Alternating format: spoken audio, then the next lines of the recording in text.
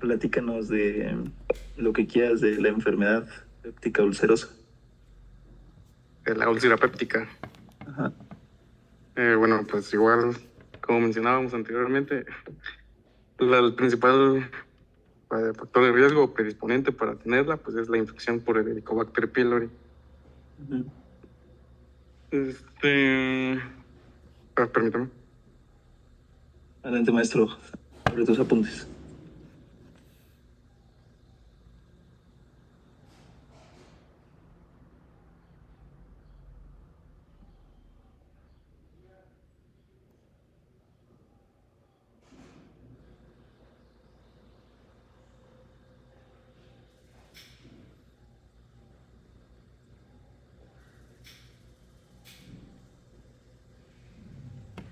Bueno, continuaba diciendo que era pues básicamente una lesión de la mucosa gástrica o duodenal que sobrepasa, que llega hasta la capa submucosa, que raramente podía penetrar hasta la capa muscular, pero Sí. básicamente era producida por un desequilibrio entre factores agresivos como el ácido, la pepsina. También podía ser inducida por AINES Ajá. y mecanismos de defensa de la mucosa como el moco, el bicarbonato, etcétera. La epidemiología pues afectaba al 5 al 10% de toda la población mundial en algún momento de su vida, pero era predominantemente la duodenal en los jóvenes y en mayores de 60 años, pues la gástrica. Ok. Y la clínica, pues era, por ejemplo, de la gástrica era que empeoraba con los alimentos y la duodenal que mejoraba con los alimentos y empeoraba 2 a 3 horas después de comer y también presentaba el típico dolor nocturno. Ujú. ¿Y de edades? ¿Mande? ¿Y en quién era más jóvenes o en viejos la duodenal? La duodenal era en jóvenes y en viejos era la gástrica. Ok. El diagnóstico, bueno, pues el gol estándar era la endoscopia. Y bueno, las pruebas de Helicobacter pylori pues se dividían en las invasivas y las no invasivas. De la invasiva pues era la biopsia y las no invasivas pues incluían las de estas del test del aliento, el antígeno en heces, la serología, ¿Cuál es el gold estándar? la endoscopia, No, de las pruebas de Helicobacter pylori. la de ureasa. ¿La de ureasa? ¿Seguro? Ajá, bueno, la del test de aliento. Ok. Muy bueno, sin más preámbulos, empecemos con cáncer gástrico. Gracias, Hernán Cortés. Va. Tienes 10. Ajá, pues voy a presentar a mi equipo. Pues buenos días, ¿Tú también vas a compañeros. exponer? Ah, sí, ahí estás, Sí. Hernán Hernández Marcial. Excelente, a ver. Ok, Entonces, pues yo voy a arrancar con una breve introducción del cáncer gástrico. Pues el cáncer gástrico es el quinto cáncer más frecuente y la tercera causa más frecuente de muerte por cáncer.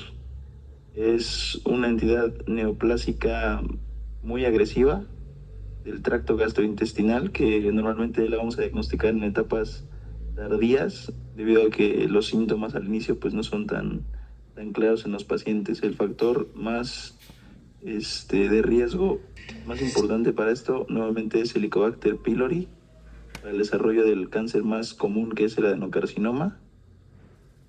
Y como veíamos los pacientes, pues su historial va a ser vago, en un periodo de semanas a meses se va desarrollando y ya cuando lo atrapemos, pues va a ser muy tarde. Por eso la importancia de el escrutinio en nuestra población de riesgo y en los pacientes, aunque los síntomas sean sugestivos de alguna otra enfermedad como reflujo gastroesofágico, úlcera péptica, es importante. Luego hacer estudios de extensión como la endoscopía, que igual va a ser el gold estándar en esta enfermedad para diagnosticarla. Y pues nos vamos a ayudar en algunos otros estudios complementarios de laboratorio, de imagen, ya que tengamos el diagnóstico para ver el grado de anemia, para ver si hay sospecha de metástasis, sobre todo hepática, y para, lo más importante, estadificar a nuestros pacientes utilizando la clasificación de TNM. Con ella vamos a darles el plan ya sea quirúrgico curativo, quirúrgico paliativo o únicamente paliativo con quimio-radioterapia. ¿Vale? Entonces, cuando nosotros vamos a operar a un paciente, lo más importante es saber el estadio en el que está. Muchas veces actualmente está en boga la mínima invasión, una cirugía endoscópica para remover todos aquellos cánceres que son T1S in situ o T1. O sea, es lo mejor que hay. Ya después, pues las cirugías que vamos a ver. Vale, entonces, a ver, arránquense los del equipo.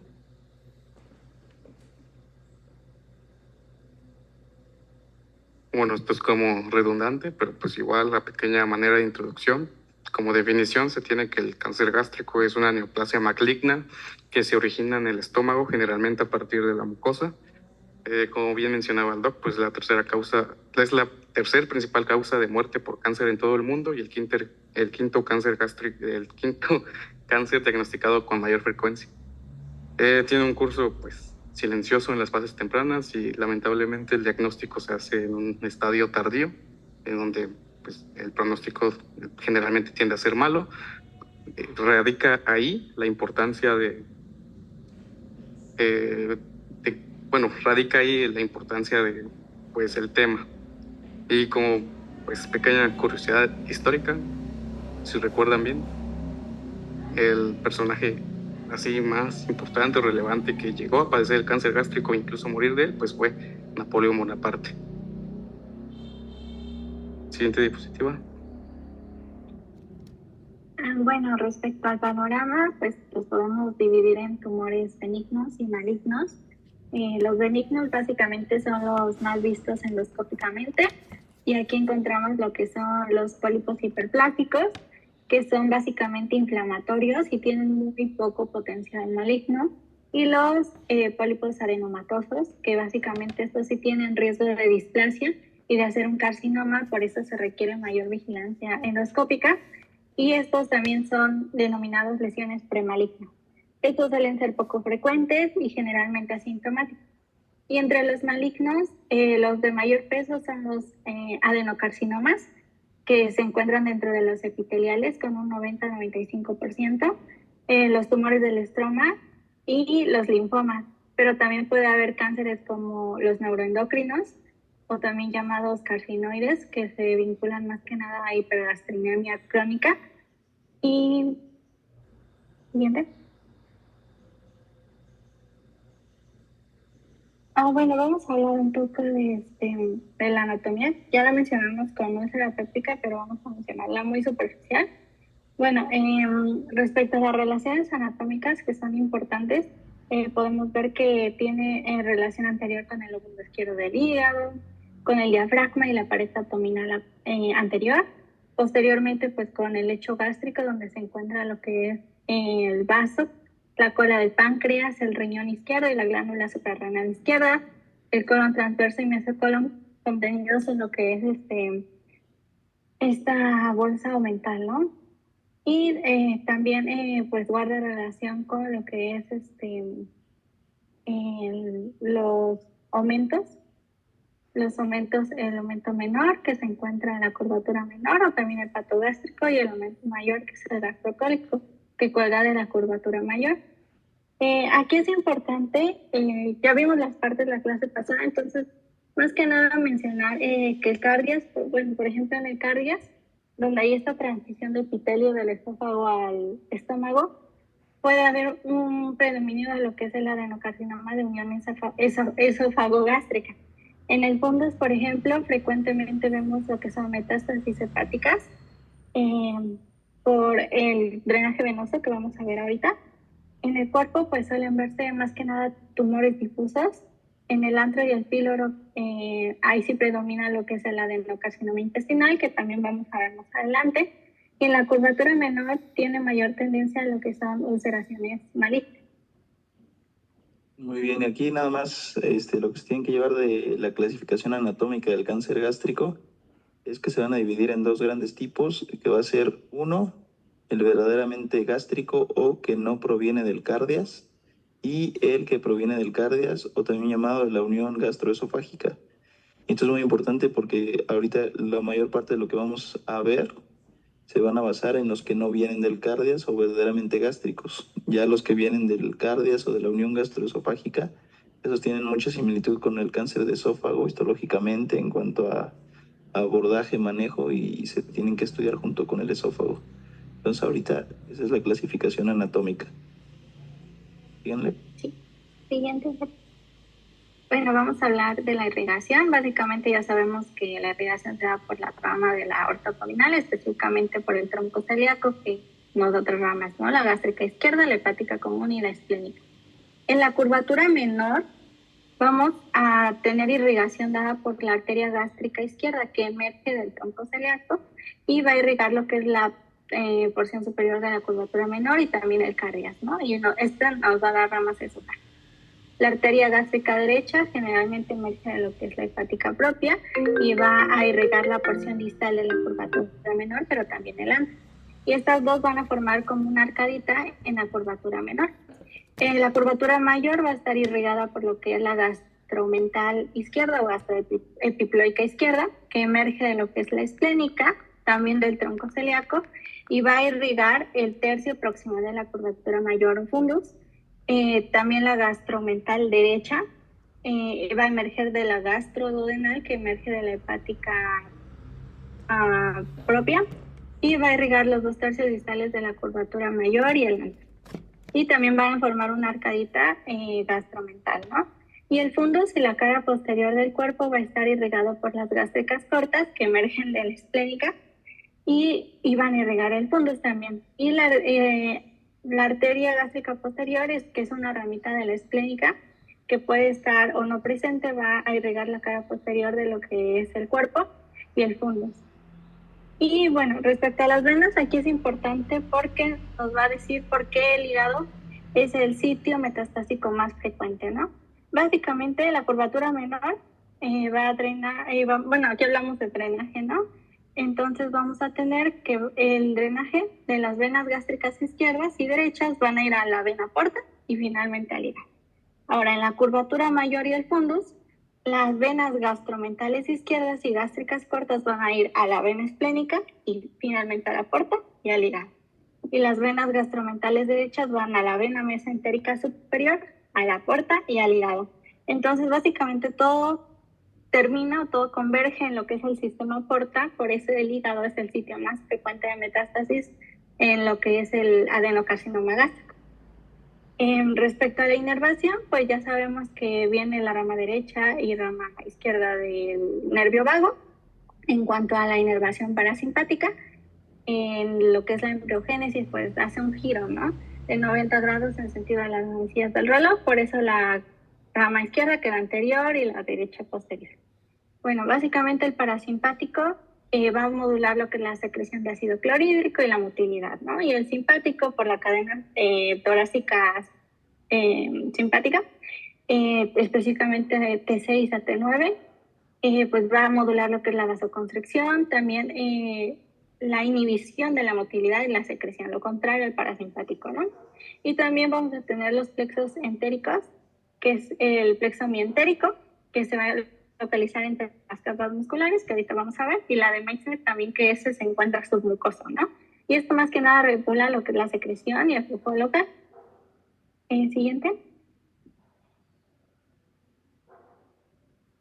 Bueno, respecto al drenaje linfático también es muy importante porque no solo nos va a hablar de la determinación y la extensión de la linfadenectomía en cirugía oncológica, que ya mencionamos, sino también va a hablar de lo que son las metástasis linfáticas, sobre todo en el tipo difuso que tiene mayor diseminación linfática, ¿no? Y sobre los ganglios que también son sugestivos de cáncer gástrico, no específicos, pero sí sugestivos y que también vamos a mencionar. Bueno, básicamente en la curvatura menor pues tenemos los ganglios gástricos izquierdos y derechos y van al tronco celíaco y al conducto torácico. Y estos pues llegan al lado izquierdo y generan un ganglio muy típico de lo que es cáncer gástrico, muy relacionado con cáncer gástrico, que es el ganglio de Virchow, que vamos a ver ahorita. Y en la curvatura mayor pues tenemos los ganglios gastroepiploicos que van al tronco esplénico. En el fondo también los ganglios cortos que van a los esplénicos En el antro y píloro, los pancreatoduodenales y mesentéricos. Y bueno, también es importante mencionar aquí que, bueno, la clasificación japonesa de estaciones ganglionares también como que lo divide en la extensión de los ganglios que afectan, ¿no? Y esto es importante para estadificarlo, más que nada en N, que es del TNM, que N es ganglios linfáticos. Y pues Justo esto es súper importante de la anatomía, que entiendan cómo está irrigado el estómago, sobre todo las ramas que va del tronco celíaco. Y esto de los ganglios, pues tiene muchísimo que ver con la cirugía que se le va a hacer al paciente. En el caso de un cáncer que está en el tercio proximal, pues normalmente se hace una gastrectomía total, se quita todo el estómago, todos los ganglios, todo el ligamento gastrohepático, todo el ligamento gastrocólico, momento mayor. Todo eso se tiene que quitar y se tienen que ir, como decía esa clasificación, de nódulos de la japonesa.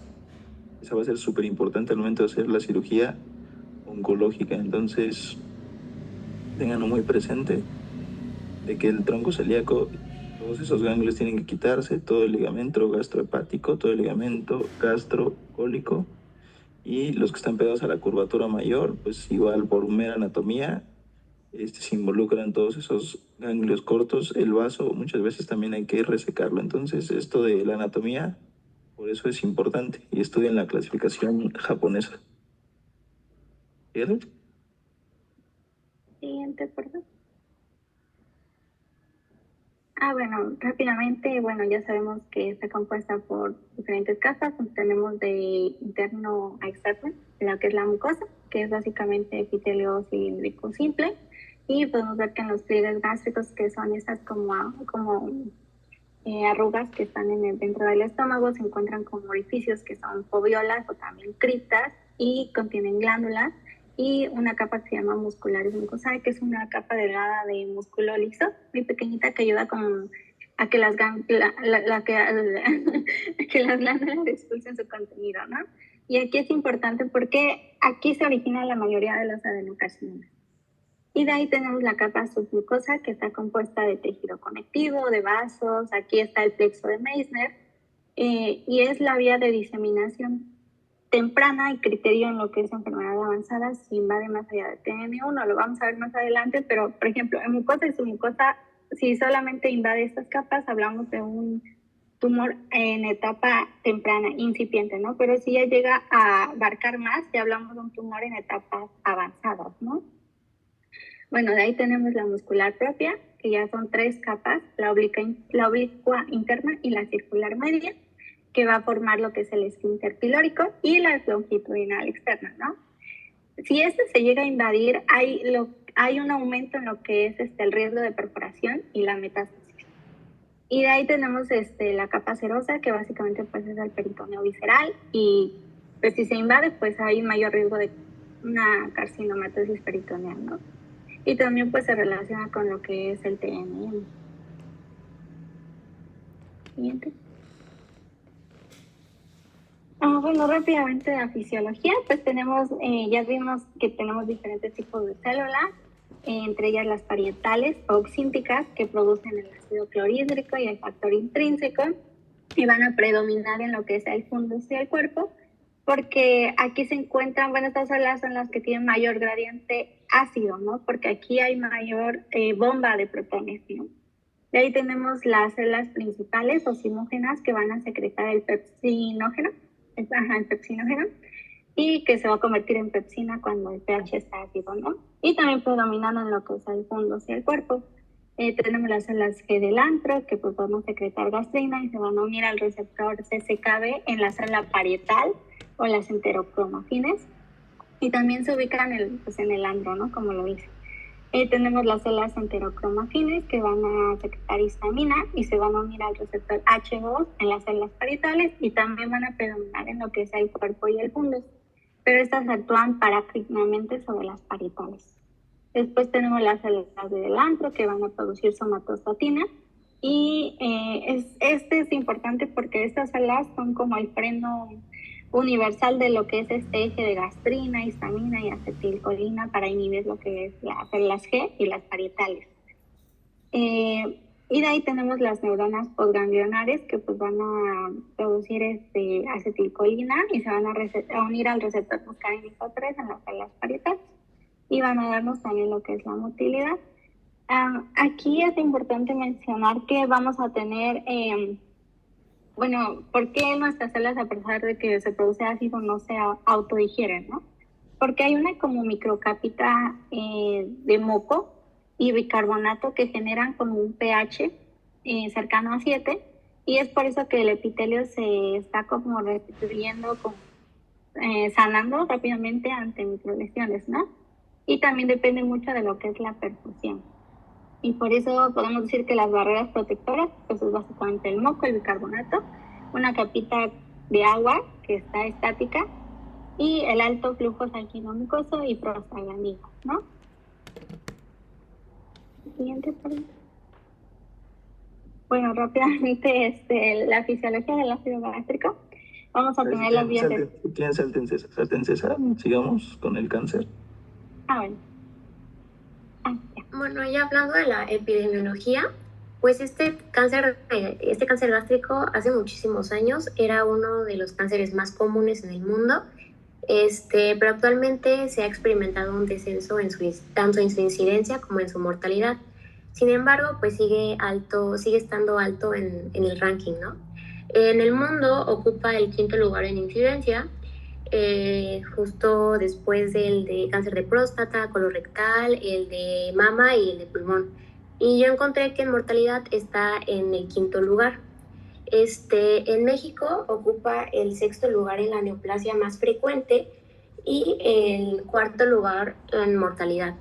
Este cáncer se da el doble de veces más en hombres que en mujeres y es más frecuente en el antro gástrico.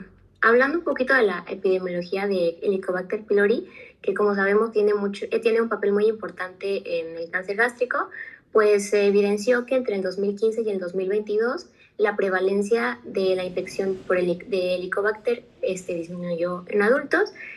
Sin embargo, pues en niños y en adolescentes, se mantiene y se mantiene alta. Sí, bueno, para que se lo vean, los artículos más recientes sí dicen que es el 5º cáncer más frecuente y la 3ª causa de muerte por cáncer. Entonces la incidencia es entre, sobre todo, la edad de 55 a 84 años, con un pico de los 68, y como bien decían, es más frecuente en los hombres que en las mujeres, una relación 2:1 en algunos artículos, en otros 3:2. Y no sé si ahorita van a hablar un poco más de factores de riesgo, ¿sí? Sí, más adelante vienen los factores de riesgo.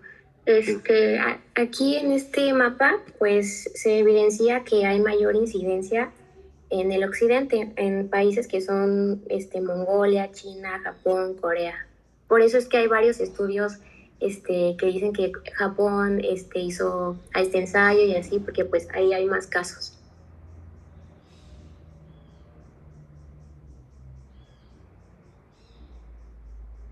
Bueno, hablando sobre los factores de riesgo, como mencionamos anteriormente, pues el principal, como ya bien sabemos, pues es la infección por Helicobacter pylori. Bueno, el equipo de la clase pasada describió, creo, bastante bien el modo de colonización de la bacteria. Pero también tenemos otros factores, como lo pueden ser los ambientales. Hablábamos, por ejemplo, al principio de la clase, la compañera Andrea comentaba que, por ejemplo, el consumo de alimentos ahumados, muy salados o sin refrigeración favorece la formación de compuestos que ya conocemos como carcinógenos, como las nitrosaminas dentro del estómago. También tenemos como factor de riesgo la falta de acceso a agua potable, porque facilita la infección por el Helicobacter pylori.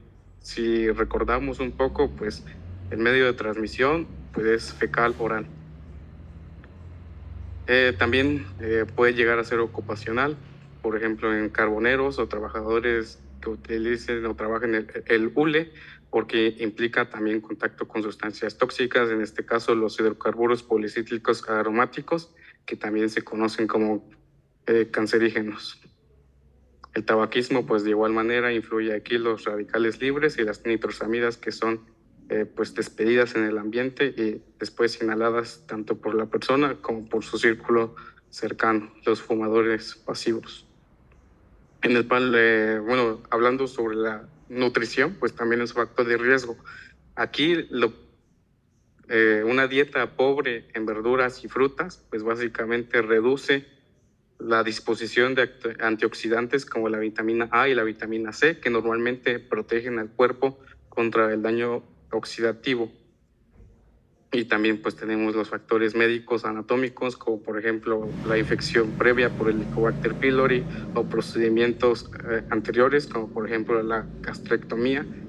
Esto se debe a que básicamente esto pues favorece de cierta manera un reflujo biliar que eventualmente, o gastroesofágico, que eventualmente pues va a provocar irritación de la mucosa gástrica. Y pues también tenemos los factores sociales, como lo son la pobreza. Bueno, esto se relaciona básicamente con los anteriores, porque si eres pobre, pues tienes mayor predisposición a tener una dieta inadecuada, a no poder refrigerar o no tener forma de refrigerar tus alimentos y desde luego pues un poco acceso a los servicios de salud. Bueno, pues en conclusión, pues los factores de riesgos para el desarrollo del cáncer gástrico son múltiples y no limitados a solo uno.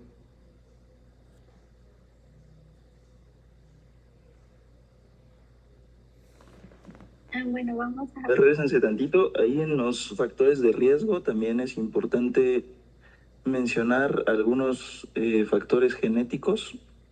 Los factores genéticos van a ser importantes en aquellos cánceres que son refractarios a tratamiento. Aproximadamente 5 a 10% van a tener un componente familiar y hay algunas condiciones, sobre todo moleculares, que vamos a platicar. Por ejemplo, el cáncer gástrico hereditario difuso con la variante CDH1, en 40% de los casos se tiene que investigar, sobre todo en el cáncer refractario al tratamiento. Algunos otros como el síndrome de Lynch, la poliposis adenomatosa familiar, el síndrome de Peutz-Jeghers, todos estos síndrome poliposo juvenil que tienen que ver con pólipos y con herencia, también nos van a condicionar un factor de riesgo para el desarrollo de cáncer gástrico. Recuerden, esto solamente en un 5 a 10% de los casos. Y como veíamos, lo más importante de todos estos factores es que es más frecuente en Oriente, sobre todo en Japón y en Corea.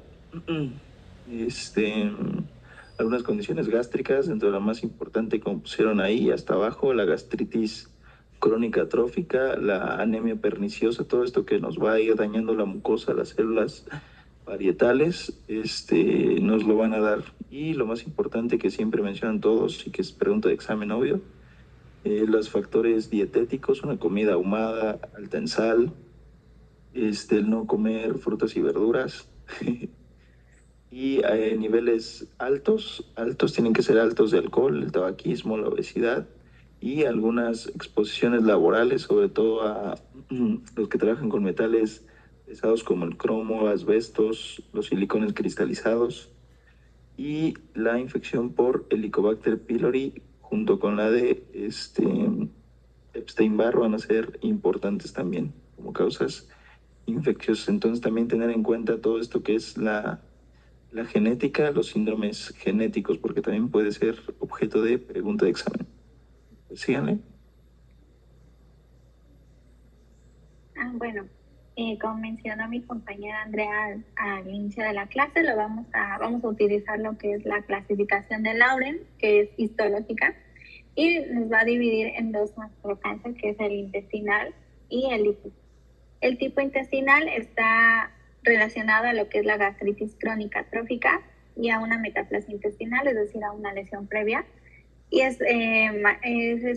predomina lo que son hombres y también aumenta con la edad. Es bien diferenciado porque forma glándulas, tiene mayor diseminación hematógena y también está asociado con pólipos adenomatosos de colon, que están más que nada que se presentan en lo que son contextos sindrómicos, ¿no? Y el tipo difuso tiene mayor componente familiar, está relacionada con la variante CDH1, precisamente como mencionaba el doc, y se relaciona con la pérdida de la E-caderina y genera un patrón infiltrativo característico que nos da la linitis plástica. La linitis plástica es básicamente un engrosamiento rígido difuso y que tiene muy mal pronóstico, tienden a ser peritonealización y también síndrome de Krukenberg, que vamos a ver más adelante. Y también está relacionado con lo que es el grupo sanguíneo A. En algunas literaturas menciona que es mayor en mujeres, por muy poco, o puede ser igual tanto en mujeres como en hombres. Es más frecuente en jóvenes, pero, o sea, edades más tempranas, 40 o 50 años. Es mal diferenciado porque contiene unas células que son muy características, que son las células en anillo de sello, que básicamente son células que forman como una vacuola adentro y desplazan el núcleo hasta la periferia y parece como un anillito, ¿no? Y también tienen mayor diseminación linfática y es el peor pronóstico.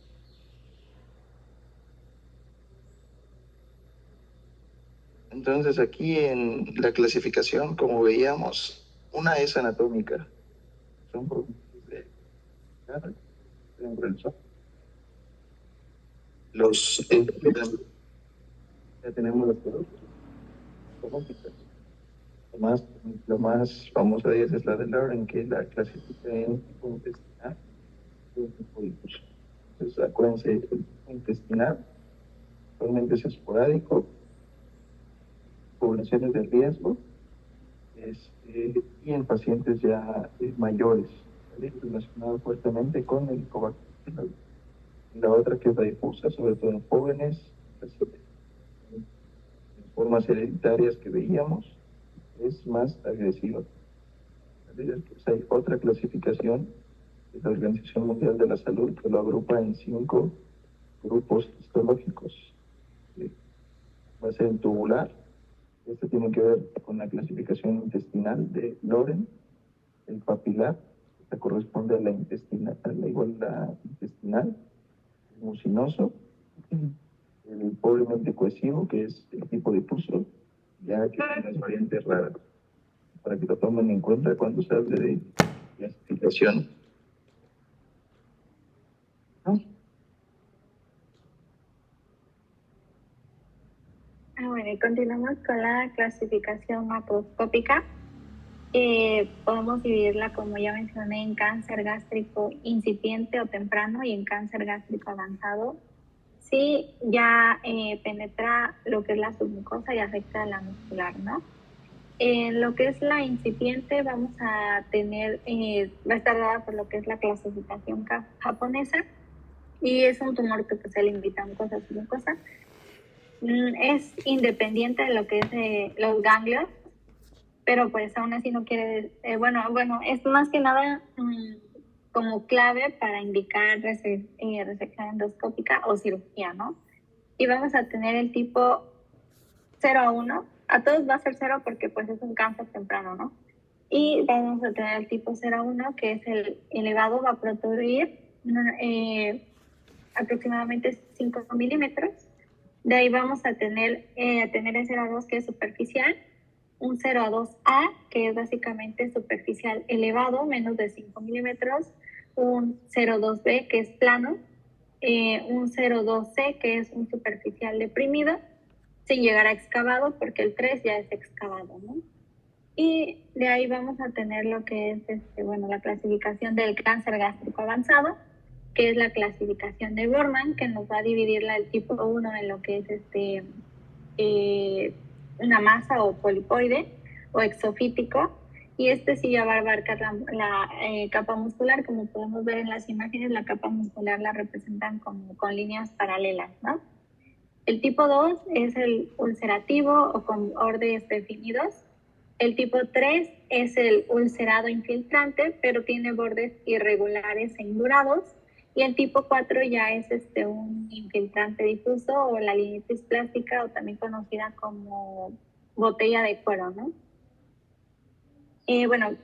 La clasificación de Borman básicamente cuando es el tipo 4, el difuso, tiene peor resecabilidad y peor pronóstico, ¿no?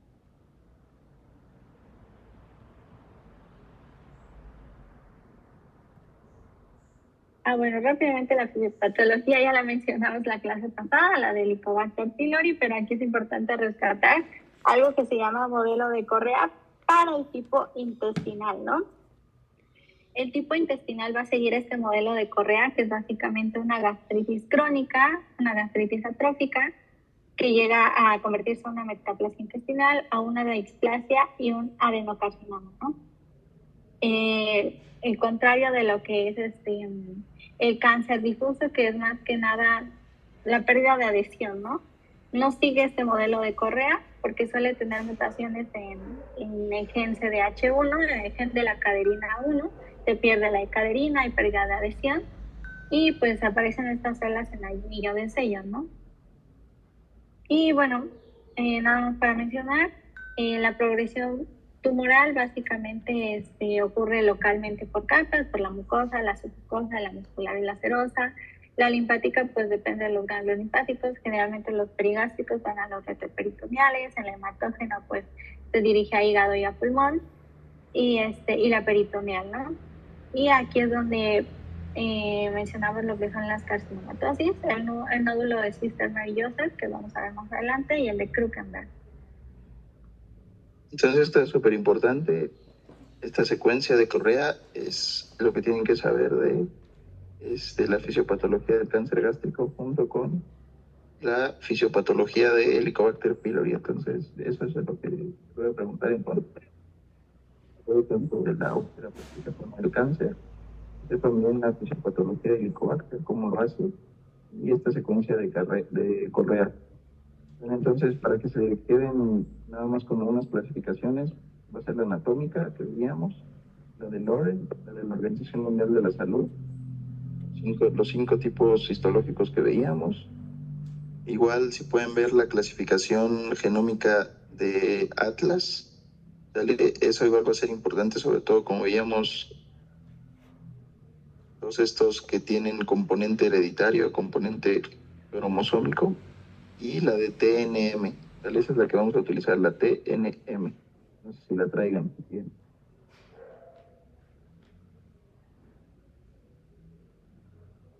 Sí, ya podemos contestar.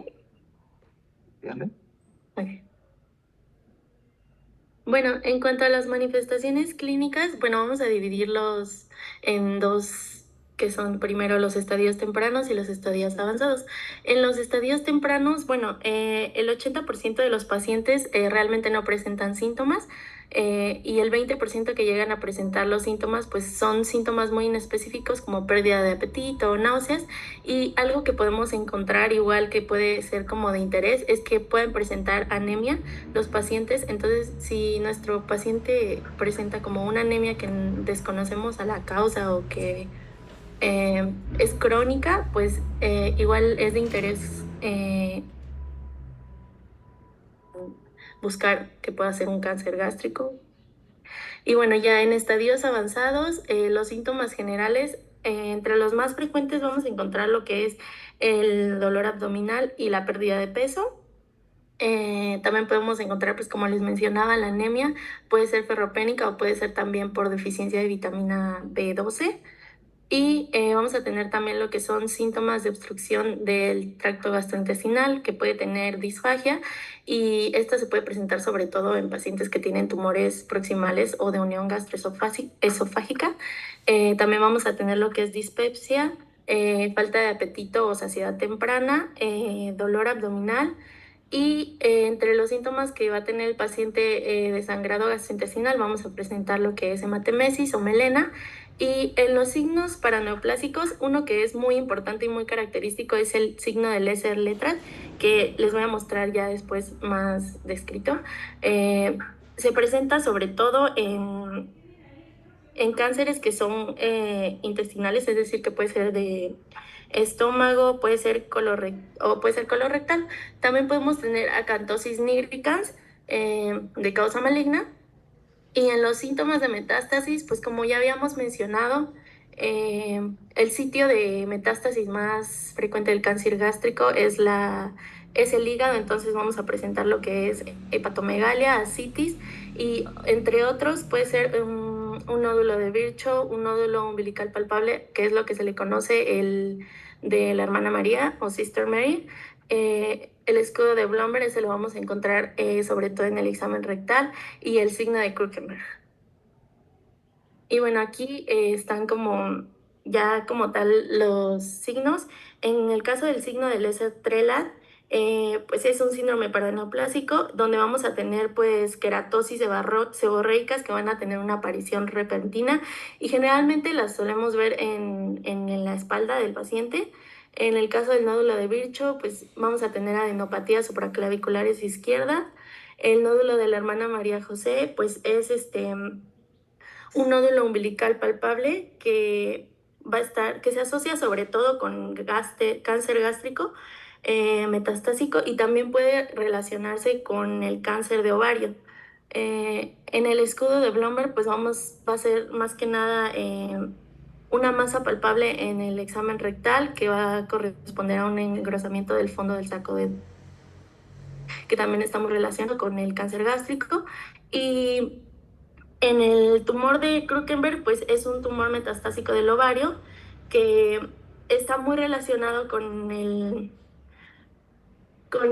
cáncer gástrico justamente porque también vamos a encontrar lo que mencionaba mi compañera, los de anillo de sello.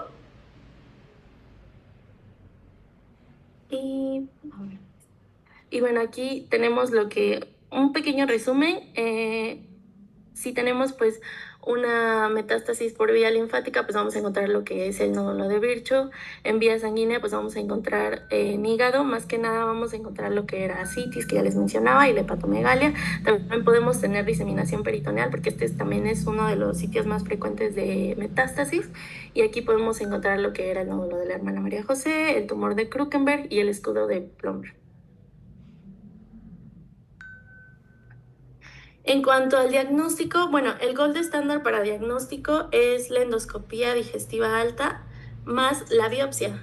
Y pues la endoscopía principalmente nos va a ayudar a visualizar la lesión, determinar la forma macroscópica de su tamaño, su localización, y en algunos casos se puede ver pues la profundidad, pero en el caso para ver más el patrón histológico, pues por eso se solicita también la biopsia.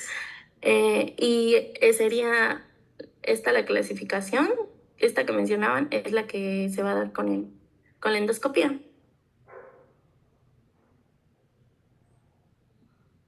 Y bueno, como decíamos, pues el cáncer gástrico tiende a hacer mucha metástasis, entonces se tiene que valorar la actividad metastásica.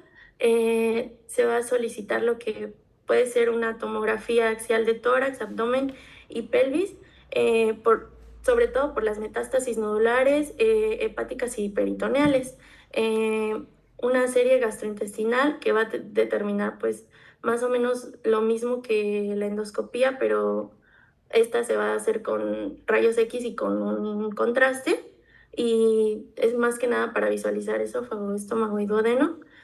Y también tenemos el PET, pero está limitado igual porque en algunos tumores difusos pues no captan el metabolito y pues no es tan útil en algunos tipos de cánceres como este. También vamos a tener lo que es la paroscopía más la citología peritoneal, que es para las metástasis igual no visibles.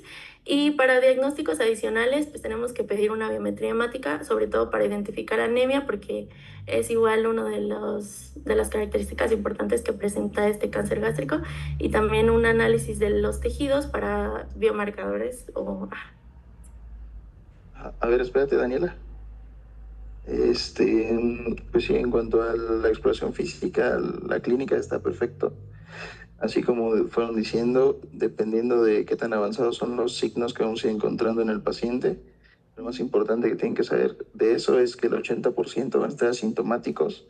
No vamos a tener ni idea que tienen un cáncer. Entonces, ante la sospecha de una enfermedad por reflujo gastroesofágico que tenga datos sospechosos, ante una úlcera péptica que por endoscopía no se vea, no le parezca adecuada al endoscopista, hay que tomar biopsias, hay que hacer una endoscopía para detectar tempranamente a los pacientes y poderles ofrecer una resección endoscópica temprana, que es como que el objetivo. Todo paciente pescarlo en una etapa T1S, T1A, para poder resolverles el problema del cáncer. Ya en cuanto a los estudios de auxiliares, lo más importante, como decías, el gold standard es la endoscopía. Sale una endoscopía diagnóstica que va a tomar biopsias de las lesiones sospechosas. De ahí la serie gastrointestinal, un estudio variado no nos sirve aquí de nada, y ya los demás van a ser sobre todo útiles para el cirujano oncólogo, para el oncólogo clínico, para el gastroenterólogo, para estadificar a nuestro cáncer, ¿sale? Entonces, el PET va a ser el estudio más sensible para ver ganglios, sale junto con la resonancia magnética, pero se va a preferir el PET. La resonancia casi no se utiliza aquí en el cáncer gástrico, la tomografía sí, para ver sobre todo actividad metastásica. La vamos a pedir de cráneo para ver si hay actividad metastásica en el cerebro. Lo vamos a pedir de tórax, de abdomen, ¿sale? De pelvis, sitios más comunes de metástasis: el hígado, los ganglios, los pulmones y el cerebro, ¿sale? Y vamos a tener también algunos marcadores que nos van a ayudar, sobre todo que dicen que actualmente se tienen que tomar en todos los pacientes. Difícilmente los vamos a tener en nuestro medio institucional, en general aquí en México, pero en Estados Unidos le toman marcadores de inestabilidad microsatelital tumoral, ¿vale?, a los pacientes.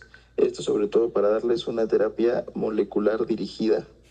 Vamos a tener también pruebas específicas para expresión de gen HER2 y de NTRK, ¿sale? Eso junto con un estatus de virus de Epstein-Barr.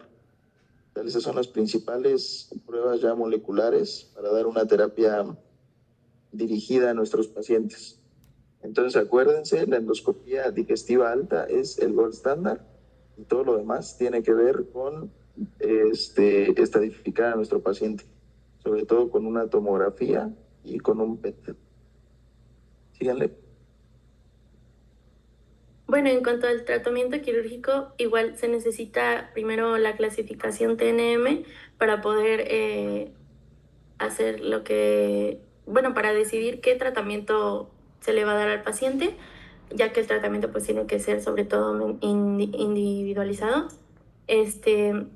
Bueno, en el caso de la clasificación TNM, pues tenemos lo que es primero la T.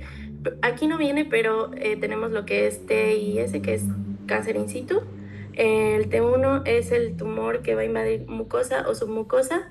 El T2 va a tener la profundidad muscular propia, el T3 va a llegar hasta subserosa, T4A serosa y T4B estructuras vecinas. El M0 y el M1 pues nos habla de metástasis. Si está en M1 pues ya hay metástasis, y si es M0 pues no tiene metástasis. Y la N nos va a decir sobre todo la afectación de los ganglios linfáticos. El N0 pues no hay ganglios afectados. N1 puede que haya de 1 a 2, N2 de 3 a 6, N3A puede ir de 7 a 15 ganglios afectados, y el N3B más de 15 ganglios afectados. Y bueno, en este caso, para la cirugía endoscópica, principalmente se hace en los que son T1, porque, por ejemplo, la resección endoscópica de mucosa o mucosectomía, pues es una elevación de la lesión donde se va a inyectar pues la solución líquida en la submucosa y se va a reseccionar con una asa de alambre, pero pues como es solo en la mucosa, pues solo se va a esa capa, entonces no nos serviría en los demás tipos que están pues más profundos. Y en la disección submucosa endoscópica, que se recomienda más que la de solo mucosa, pues vamos a diseccionar el plano submucoso de la placa, que a veces es bastante pues extensa, entonces pues por eso nos funciona un poco más. Bueno, y también pues no hace falta mencionar que pues ninguno de estos dos tipos de tratamientos endoscópicos se indica si la extensión pues ya está más extendida de la submucosa, es decir, de T2 en adelante ya no nos funciona, porque es muy probable que ya haya una metástasis linfática al menos local. Y bueno, ya que hayamos tomado la endoscopía, o bueno, ya que tengamos la muestra, se tiene que mandar a anatomía patológica, bueno, patología, y pues eso es básicamente eso. Y ya, bueno, estos son los criterios que se necesitan justamente para hacer una resección endoscópica. Aquí tenemos los estándares y estos son los extendidos.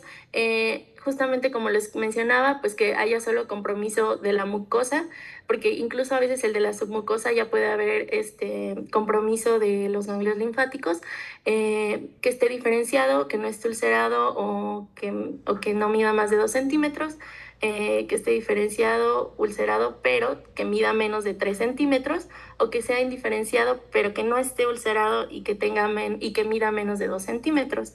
Esos son los criterios que se nos piden para que se pueda hacer esta resección endoscópica, porque si no, pues realmente no tiene mucho sentido realizarla, porque puede incluso seguir extendiéndose. Voy a... Perfecto. Entonces aquí brevemente, rápido, La imagen. nada más para comentar. El, las metas aquí en el tratamiento del cáncer de estómago, uno es primero detectarlo a tiempo. Y ya si la enfermedad está localizada, como veíamos, un TIS, que es in situ, un T1A, un T1B, con enfermedad ganglionar negativa, aquí el objetivo es curar al paciente, sale resecarle toda la lesión y con eso se cura. Si ya si la enfermedad está localmente avanzada, pues es una cirugía ya, una cirugía un poco más grande, dependiendo de la localización, dependiendo de los ganglios involucrados. Es la cirugía normalmente una gastrectomía subtotal o distal o una gastrectomía total, junto con la linfadenectomía de todos aquellos ganglios que estén sospechosos y basándonos en la clasificación japonesa. ¿Sale? Y ya la actividad, el otro objetivo es aquellos pacientes que ya le detectamos el cáncer muy avanzado. Esos pacientes únicamente vamos a paliarle los síntomas. Y paliar, ¿qué es? Paciente que está sangrando frecuentemente por el tumor, paciente que está con obstrucción del tracto de salida del estómago o de la vía biliar. Pues es quitar los síntomas, aliviar el dolor y hacer algún procedimiento con vistas a mejorar la sobrevida. ¿Sale? Es únicamente la meta. Entonces vamos a dividir las metas y el tratamiento por si el paciente está con posibilidades de ser curado, si la enfermedad está localmente avanzada o si el paciente ya tiene enfermedad avanzada metastásica. Entonces, nuestros pacientes los vamos a hospitalizar dependiendo de esto, y aquellos que tengan urgencia, pacientes que estén sangrando, pacientes que estén perforados o pacientes que estén obstruidos. Sale, a todos ellos hay que hacerles algo. Dile. Bueno, en cuanto a las lesiones avanzadas, bueno, como les mencionaba, a partir de la submucosa pues ya se requiere cirugía con resección del tumor primario, ya sea gástrico, y se tiene que hacer una disección linfática. En cuanto a la disección linfática, que es la linfadenectomía, pues tenemos 3 tipos que son de 1, de 2 y de 3. La de 1, pues solo se van a eliminar los ganglios que tienen mayor riesgo de metástasis, como los que sean perigástricos o de la arteria gástrica izquierda. En el D2 se tienen que incluir todos los ganglios de D1 más los ganglios que estén a lo largo de las arterias importantes, como las mencionaba mi compañera, que sería la hepática común, la esplénica y algunos otros ganglios específicos. Y el D3 incluye todos los ganglios de D2 y agrega pues ganglios que son paraórticos abdominales o hepatoduodenales. Bueno, en el caso de cuando se haga la gastrectomía o la linfadenectomía, pues el objetivo pues siempre va a ser lograr una resección R0, que es una resección completa, pero sin embargo pues no siempre es posible. En este caso, en la linfadenectomía, pues la D2 es el estándar o es la que más se recomienda. Porque, bueno, en general la efectividad de mejoría pues no es al 100%, pero la de 2 pues sí muestra beneficios. Y también pues tenemos que tener lo que son métodos de reconstrucción, que en este caso pues puede ser esta, que era la anastomosis en Jeder-Roux, o podemos ocupar lo que es Billroth 1 o 2, pero pues realmente se recomienda más la anastomosis en Jeder-Roux.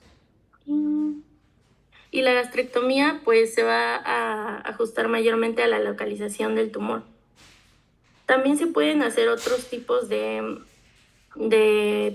abordajes quirúrgicos, que sería, por ejemplo, una esplenectomía para un adecuado vaciamiento linfático como parte de la linfadenectomía de 2, pero realmente en los artículos muestran que pues la supervivencia es la misma, ya sea con o sin supervivencia, entonces la indicación se da más cuando hay lesiones en el tercio superior y en la curvatura mayor.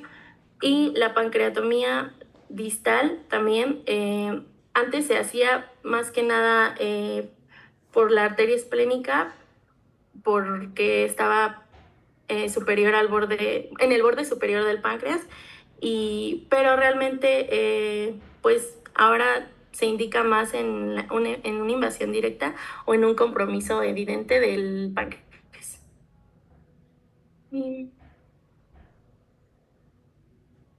Y bueno, en cuanto a la terapia pues ya multimodal, tenemos lo que sería un tratamiento adyuvante, que pues se va a dar después del tratamiento principal, que se puede dar principalmente después de una linfadenectomía de 2 y de cuando haya riesgos de que el paciente siga con recurrencia del cáncer.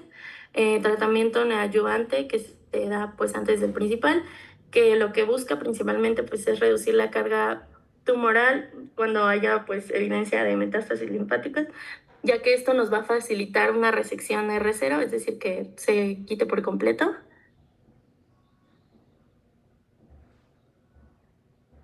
Y bueno, es más recomendable el tratamiento neoadyuvante, sobre todo para cánceres de unión gastroesofágica. Y aquí tenemos lo que es el FLOT, que es un esquema de quimioterapia o bueno, de tratamiento que nos menciona 4 medicamentos. La F es de fluorouracilo, la L de leucoborina, la O de oxaliplatino y la T de docetaxel. Y bueno, en cuanto a la radioterapia, pues realmente mencionan los artículos que no hay mejoría posquirúrgica, por lo tanto ya no se ocupa una radioterapia posquirúrgica, pero y que el FLOT perioperatorio, es decir, que se dé antes, durante y posterior a la cirugía, pues nos da mejores resultados que la radioterapia o que la quimiorradiación CROSS, que es una quimiorradiación que se da con carboplatino y placitaxel. Y bueno, en cuanto a la radioterapia, realmente su propósito más que nada es como control paliativo de los síntomas. En cuanto a la quimioterapia, tenemos lo que es igual pues el FLOT, y se estima que mejor sea pues perioperatoria más quimiorradio perioperatoria, pero sin embargo pues realmente no mejora como tal la supervivencia porque hay muchos efectos tóxicos, pero sí tiene que hacerse perioperatoria para pues igual ayudar un poco a la resección cero, porque nos ayuda a que podamos disminuir el tamaño del tumor y después realizar el abordaje quirúrgico. En cuanto a la terapia dirigida y a la inmunoterapia, vamos a tener lo que es trastuzumab y trastuzumab-pertuzumab, que pueden estar combinados con quimioterapia.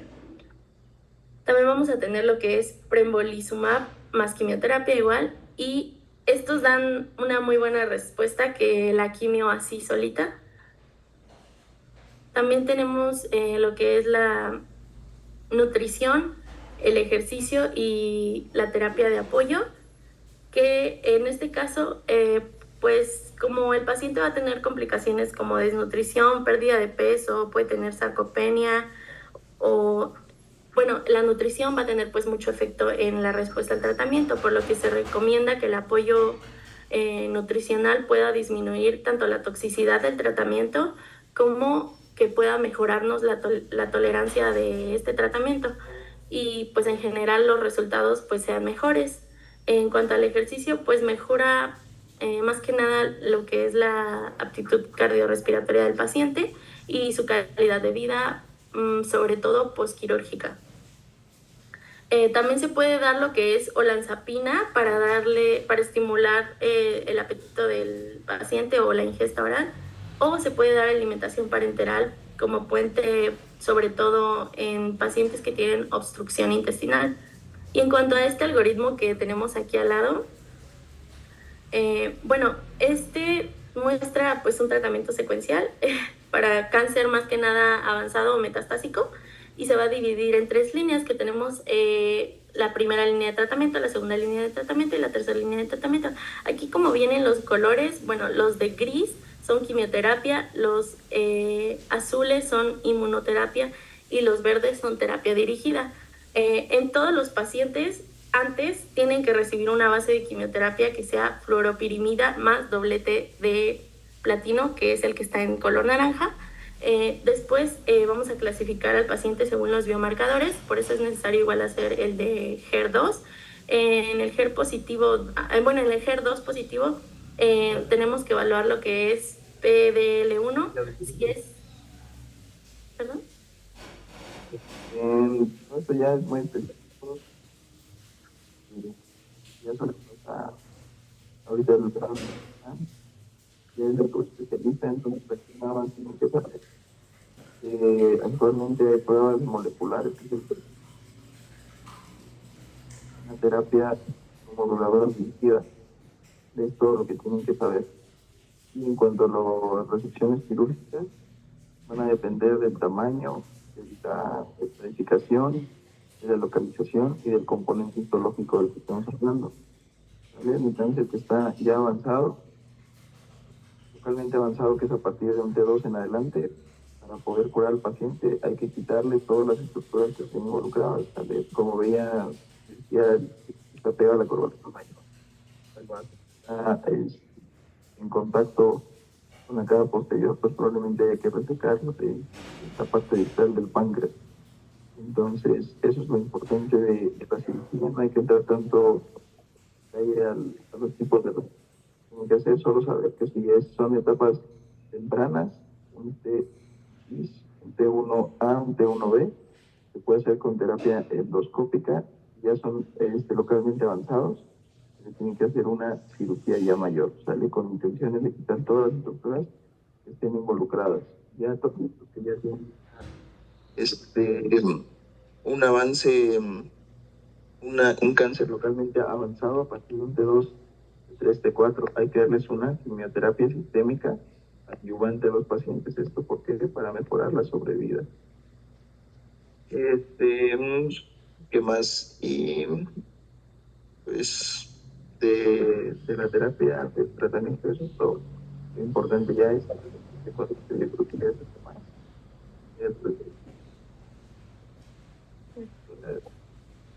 Bueno, aquí tenemos un esquema más general sobre el manejo del cáncer. Lo primero pues es evaluar la metástasis. Si hay metástasis a distancia, pues se tiene que dar tratamiento paliativo que tendría que ser quimioterapia, radioterapia, cirugía paliativa solo si es necesaria y los cuidados paliativos. Y si no hay metástasis, se tiene que evaluar la profundidad del tumor y los ganglios. En un T1, que sería un tumor superficial, si no hay afectación de ganglios, bueno, más que nada es que está muy dividido, pero aquí básicamente con la clasificación de TNM nos dice más que nada cómo abordar el cáncer. Por ejemplo, aquí los que no están afectados de nódulos, si son T1A, como les mencionaba, pueden entrar en una resección endoscópica. Si es diferenciado, pero es mayor de 2 centímetros o está indiferenciado o hay úlcera, se puede hacer una gastrectomía de 1 o de uno o más. Y también podemos tener lo que es una gastrectomía de 2 si ya hay afectación de ganglios, que sería la linfadenectomía de 2. Y también se puede dar neoadjuvancia y después... Por favor. ¿Qué? Dale, eso ya lo estás leyendo, no lo estás ni entendiendo lo que estás diciendo. Entonces, fíjense con lo que me dijiste, vuelvo a leerlo del tratamiento. ¿Traen algo más del cáncer? A ver, la que sigue. Muy Pues bien. aquí nada más se menciona el pronóstico, el porcentaje de pronóstico y supervivencia del cáncer gástrico. La que sigue. Muy bien, la que sigue.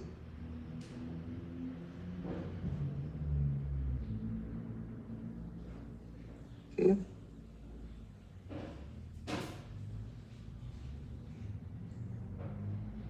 ¿Ya esa es la última? A ver, hablen de esa.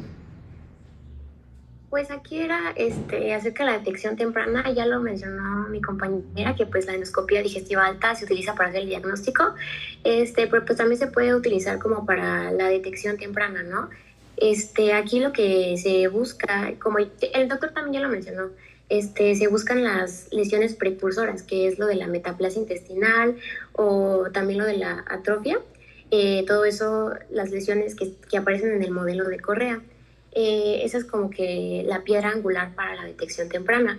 También se utilizan como que otras técnicas de endoscopía, como es la cromoendoscopía electrónica, que pues por filtros de luz como que mejora la visualización de los vasos sanguíneos y pues es como que se ven mejores las lesiones que en la endoscopía convencional. Aquí lo que se va a evaluar es si la mucosa es regular, irregular, aberrante o ausente, y si los vasos igual son regulares, irregulares, aberrantes o ausentes. Perfecto.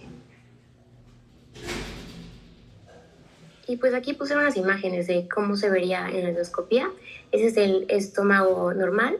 El de la imagen de en medio es metaplasia intestinal en en una endoscopía convencional y hace la comparación con la última imagen, que es una cromoendoscopía óptica, que también es otra técnica de endoscopía que pues se enfoca en acentuar como la estructura o la arquitectura vascular y pues como que hace la diferencia en que se ve mejor en la cromoendoscopía óptica.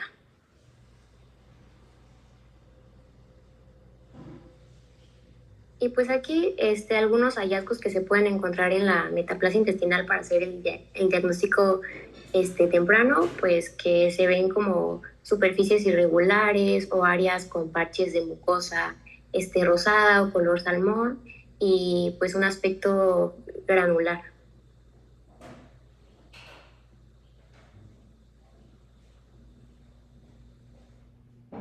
Igual se puede usar biopsias, pero pues es más como para el diagnóstico. Las biopsias igual van a detectar las lesiones precursoras y esta se realiza durante la endoscopía y aparte se puede hacer uso de los biomarcadores.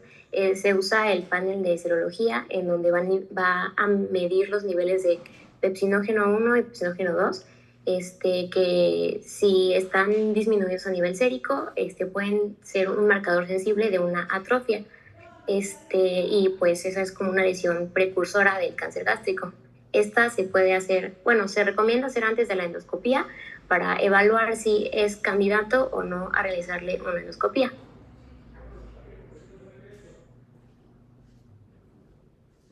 Y pues esta es una clasificación pues histopatológica que se utiliza en la biopsia para pues estratificar la atrofia. Esa sáltatela, esa no, pues no es relevante ahorita.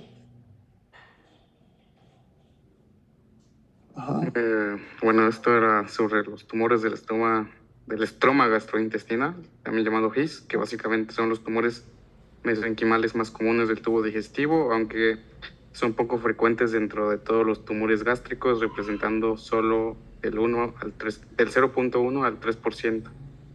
Se originan a partir de las células intersticiales de Cajal que si recordamos, pues básicamente son como, entre comillas, el marcapaso del tracto gastrointestinal que coordina la motilidad y básicamente está causado por causas genéticas, por mutaciones en los genes KIT y PDGFRA. Bueno, pero Pues este no tiene, este es un tema aparte, entonces en cáncer gástrico no. Ok. Otra diapositiva.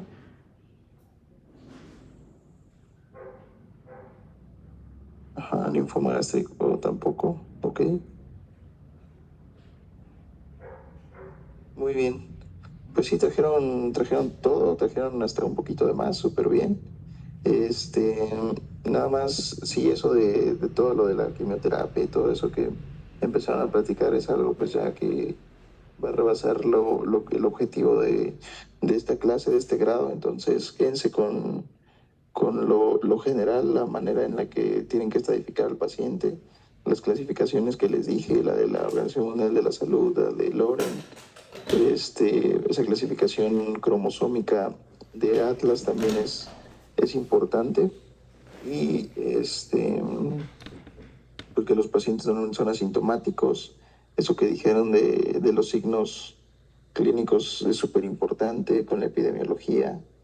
Y el tratamiento intenten leerlo y hacerlo de una forma general en su mente, o sea, no se involucren tanto con los agentes que se utilizan en la quimioterapia, solamente saber que la quimioterapia va a ser adyuvante en la enfermedad localmente avanzada o en aquellos pacientes que ya no es posible resecarlos porque está a distancia, una quimio-radioterapia paliativa.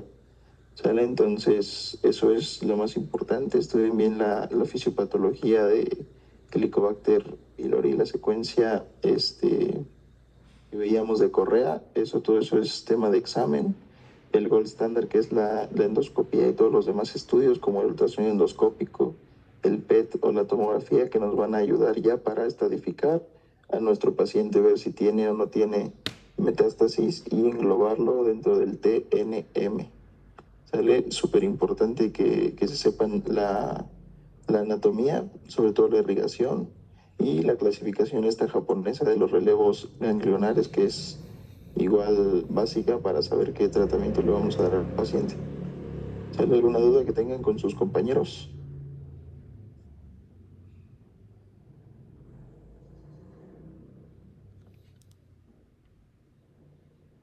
De mi parte no, doctor. No, dudas, nada. Muy bien, entonces la siguiente clase va a ser que la de gastroenteritis, ¿no? Infecciosas. Sí. Perfecto. Perdón, esta semana no pude mandar los artículos. Léanse ese que les mandé. Y el equipo que le toque, mande 3 artículos, ¿no? Por favor, que sean actualizados, que sean del 2015 para acá. ¿Vale? No queremos artículos de 1900 ni del 2000. Entonces, información actualizada, si se pueden guías, mejor. Y vamos a hacer el siguiente examen, la siguiente clase al inicio, un examen escrito, porque así lo pide la coordinación, ¿sale? Entonces, van a ser de los temas que hemos visto: enfermedad diverticular, acalasia, enfermedad ulcerosa péptica y de cáncer de estómago. Realmente son temas muy sencillos, les voy a preguntar generalidades, y nada más. ¿Tienen alguna duda? No, doctor. No, perfecto. Entonces, pues ya terminamos. Estudien, échenle ganas. El siguiente equipo que le toque mande los artículos y sus presentaciones. La de todos han estado muy bien. Hablan de todo, incluso un poquito de más. Entonces, está súper bien. Nada más a los que no les toca exponer, pues lean el libro que les mandé. El Schlesinger es la Biblia de la gastroenterología. El Shackelford de procedimientos quirúrgicos. Y pues los artículos, ¿sale? Ese los encargo. Sí, doctor. ¿Sale? Entonces, cuídense, buena exposición y nos vemos el sábado. Espero que sea presencial, pero pues a ver qué dicen. las autoridades, ¿sale? Sí, doc, sí va a ser presencial, ya hablé con el coordinador. Ah, bueno, sobres. Entonces, cuídense, descansen, bye. Gracias, doctor. Hasta luego. Gracias, hasta luego.